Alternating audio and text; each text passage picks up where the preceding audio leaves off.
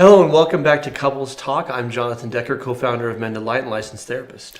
I'm Alicia Decker, CEO of Mended Light. And joining us today is Lark Dean Galley, who is an entrepreneur and author of this book, Learning to Breathe Again, Choosing to Heal After Losing a Loved One to Suicide. Thank you for joining us and for this thrilling conclusion of our conversation. We've covered mental health and mental illness. We've covered suicide. And today we're going to be talking about grief, which is something that is very, I wouldn't say near and dear, but just near to both of our hearts. We talked before about the loss of your father to suicide, the loss of your son Christian, and how you've at least twice in your life gone into this very, very dark hole that you didn't know that you were ever going to come out of. Can we talk about your process? Sure. Sure. The painful process. Sure. First of all, what's it like being there, and how do you start to claw your way out? When I was in it the first time with my father's death, I didn't really realize that I was in it. But looking back, now I realize that I don't know how my kids made it through day to day. I don't know how they got fed. I don't remember functioning. I took over my father's company, and so I would go to meetings and I would take notes. 2 days later, I'd come home, I'd open up and I'd look at the notes, and I would say, that's my handwriting.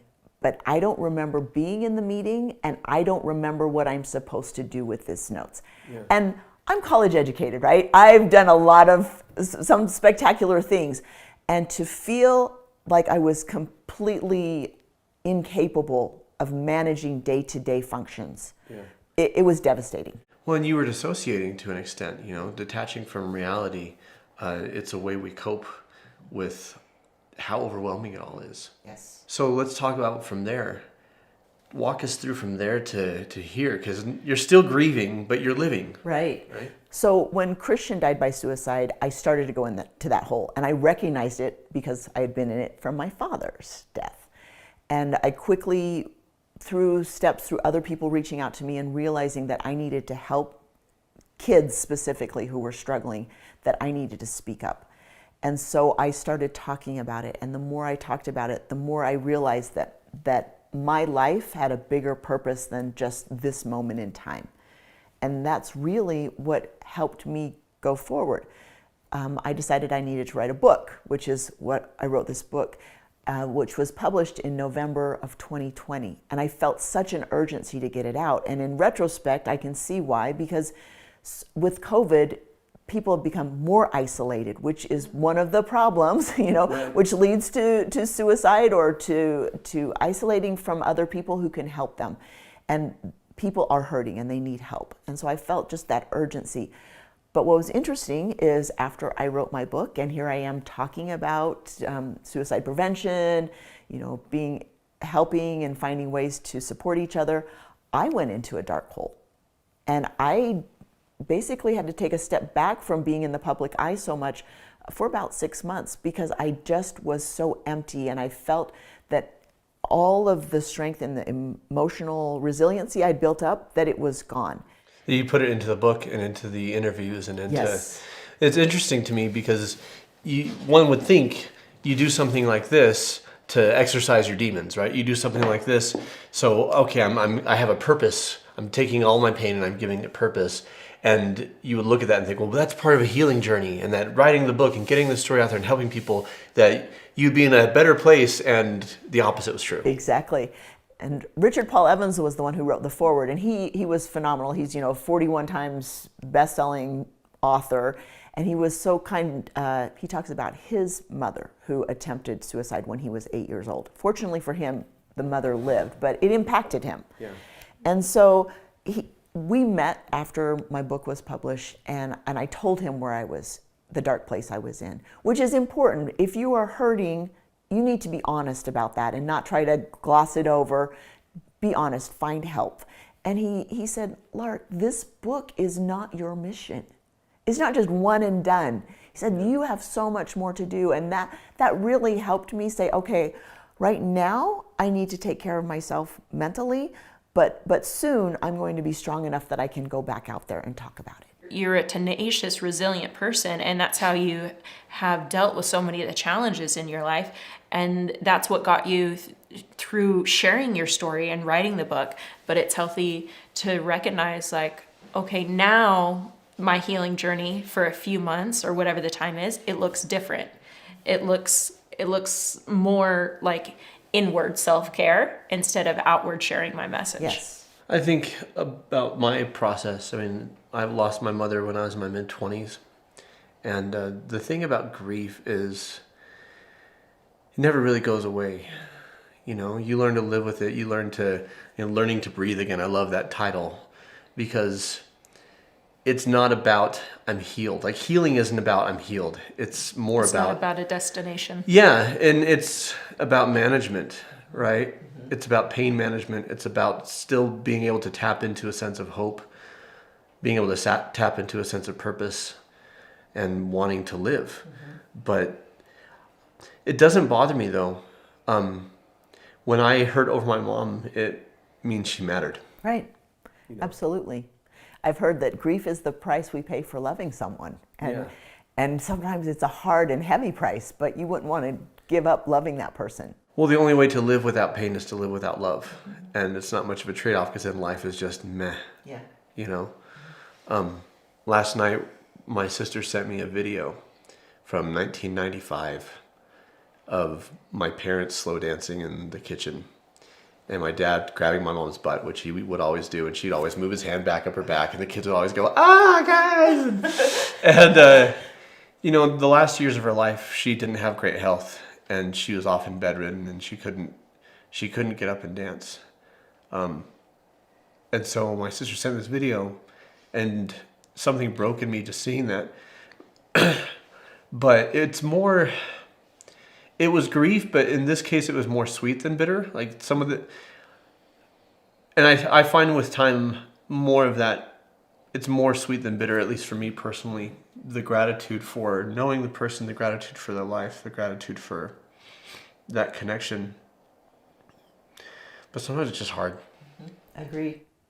And the one thing people often think is, oh, I can't talk about the person that's passed away because I don't want to hurt someone else's feelings.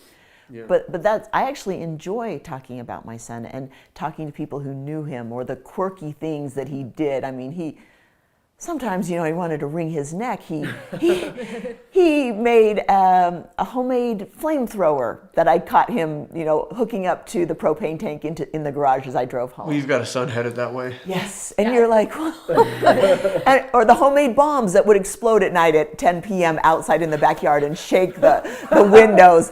And I thought, how are we going to survive this boy? But when I talk to other people who know him, and those memories bring me joy. And you're right, now it's been just over 2.5 years, and the grief is not as heavy. There's still grief, but it's not as raw. Yeah, and that's my experience. Is a lot of people, they don't want to talk about it because they don't know how. They feel like this loss is so enormous, and saying I'm sorry for your loss feels so empty and hollow and trite compared to the enormity of the loss that they end up saying nothing.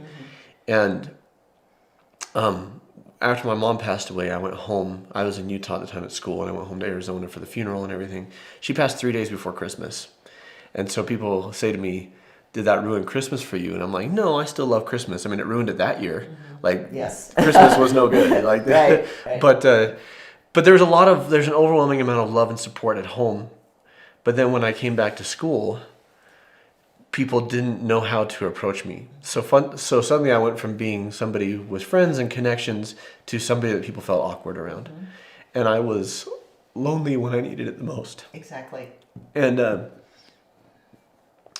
so what really strikes me is people would talk to my best friend, how's Jono? How's he doing? And he's like, you can ask him. You can talk to him. He can talk about this, And the thing that I would say to anybody watching at home is that it's not your job to take the pain away. It's not your job to make it better.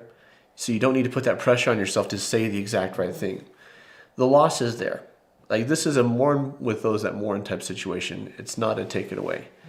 And how much a hug or a, do you want to talk about your mom? Or do you want to go out and get a dinner? Or do do you want some normalcy? Do you want to not talk about your mom? Like whatever you need. Do you want to pretend like it didn't happen? Yeah, like, and I had people that I wanted to talk with about it, and then I had people, the comedy group I was in, I didn't tell, because we all came from different social circles in that comedy group, so they actually hadn't heard about it, because nobody that knew about it was hanging out with them, and so I didn't tell my comedy friends that my mom died, so I could just have a place that it was just Normal in a sense. yeah, like I could just show up and they're just like, hey, what's up? Good to see you. But everywhere else, I needed that comfort. I needed that connection. And I loved when people said, what do you need? You know, that was me. Exactly. Sorry, I'm making you cry today. When you start to cry, then I cry. I know, it's always been that way. For you, healing journey, Alicia's talked with me about this before, when our life is touched by trauma, which I think the loss of a loved one to suicide definitely qualifies as a trauma. I'm a victim of trauma to I'm a survivor and I'm an advocate, you know, but your life is still shaped by it. It's still how you find your identity. It Yeah. defines you. Yes. right. And I guess this idea of learning to breathe again, you've become an advocate for people struggling with mental illness. You've also become an advocate for families who have lost someone to suicide. Does this define you now, or are you still finding you apart from this or in addition to this? Well, I think you and I actually talked about this, I think either earlier this year, because I said I'm so involved in this suicide prevention, which is heavy, right? And it's a heavy thing that I carry, but I don't want to be defined by that. And I had found myself posting on social media a lot about suicide prevention. And you had suggested, well, you know, you don't always have to talk about or be associated with suicide prevention. I'm like, oh, you mean I actually have a permission to like express other areas of my life? Because in the beginning, when you lose a loved one, I give such good advice. you do.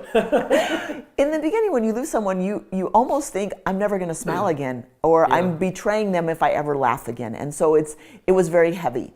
And then I started doing that. I started posting things about, you know, grandkids or doing something in my business that brought me joy, different things. So while it is very focused on mental health, suicide prevention, I try not to be one-dimensional.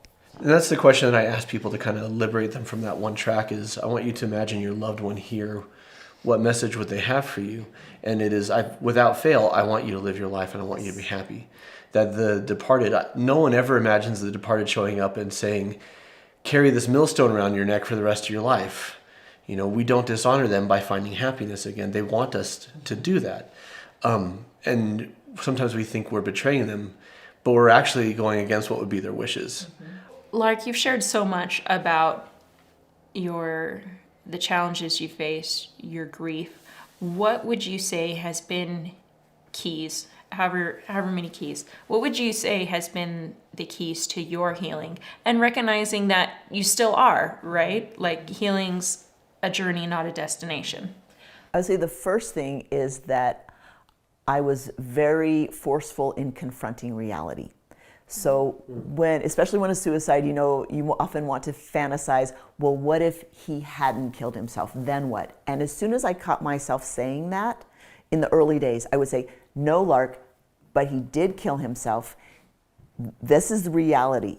And then, or what if he's going to be walking in the door tonight and I'll see him again and I'll get to hug him? Fantasize about that. And I would be very strict. No, that is not reality. That is not the planet that I live on right now. That is not going to happen. And so it was almost like I was intentionally confronting this is what reality is, so that then later I could heal. Because so many people don't confront reality and they live in this fantasy world that is not going to serve them. Because at some point they are going to have to face what it is. Yeah, living in the what ifs. Yes. And that was harsh, but I did it. The other thing that I realized is that in our family, we could not blame anyone. Blame was going to tear us apart. If I blamed myself or my son or my husband or another family member, I couldn't blame, they couldn't blame me or anyone else. It was going to tear us apart. So we had to let blame go. And then the third thing is allowing each of my family members to be wherever they were in their grief. And because of my father's suicide, I think I processed Christian suicide a bit faster than I would say is normal. But I felt like I had this calling or mission to help other people with suicide prevention. So I felt that there was this higher reason to be here. Where my husband, even now, can barely talk about my son's suicide. He doesn't want to talk about it, and where I do want to talk about it.